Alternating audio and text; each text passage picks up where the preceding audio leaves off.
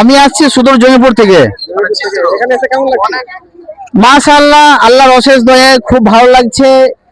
আমাদের যেটা মূল উদ্দেশ্য ছিল 6 ডিসেম্বর ভিত্তি স্থাপিত হয়েছে, সেই থেকে এখন অবধি এখন যে বর্তমান পরিস্থিতি অতীব ভালো। যে আমাদের মূল টার্গেট ছিল যে বাবরি মসজিদ হোক, এটা আমাদের অনেক দিনকার আশা এবং বাসনা।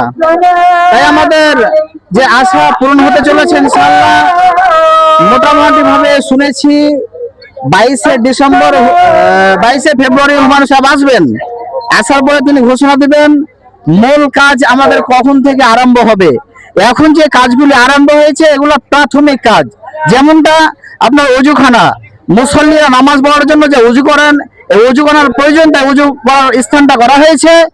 অনুরূপভাবে আবার দেখতে পেয়েছি যে পায়খানা বাথরুমের যে প্রয়োজন, সে পায়খানা বাথরুমের জন্য অলরেডি ট্যাঙ্কিও হতে আরম্ভ করেছে, হয়ে গেছে। আমাদের যেটা মূল বা প্রাথমিক কাজ সেটা অলরেডি আরম্ভ হয়ে গেছে।